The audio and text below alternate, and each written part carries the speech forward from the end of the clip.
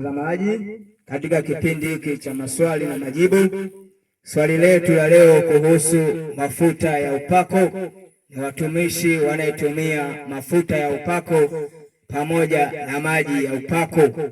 Tafsiri ya mafuta ya upako au maji ya upako. Mafuta ya upako maana yake ni mafuta yenye nguvu za Mungu au yanayotembea na nguvu za Mungu, na maji ya upako ni maji yenye nguvu za Mungu nayo yanayotembea nguvu za Mungu. Tumeyapata katika kile kitabu cha Marko 6 mstari ule wa 13. Neno la Mungu linasema pale, wakatoa pepo wengi, wakapaka mafuta watu wengi waliokuwa wagonjwa, wakawapoza. Mtu wa kwanza kutumia mafuta ya upako alikuwa ni Yesu Kristo, ambaye aliwatuma wanafunzi wake waende kuwaponya watu na kuwapaka mafuta hayo yenye nguvu za Mungu. Kwa hiyo mtu wa kwanza kutumia mafuta ni Yesu mwenyewe pamoja na wanafunzi wake. Tunaenda tena kitabu kingine kile cha Yakobo 5 mstari wa 14. Yakobo 5 mstari wa 14.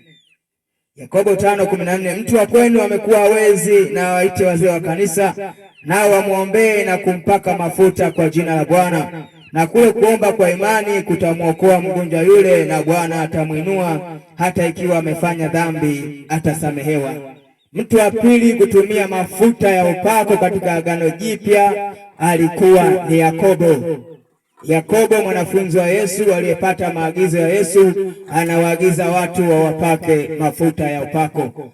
Jibu ni hili: kwa nini wachungaji wengi na watumishi wengi wanashindwa kuelewa? Hakuna mtumishi yeyote ambaye hatumii maji ya upako. Ukweli ndio huo, kila mtumishi ulimwenguni lazima atumie maji ya upako. Kuna maji ya ubatizo. Kwa nini unambatiza mtu na unamzamisha? Tafsiri yake yale maji unayabadilisha.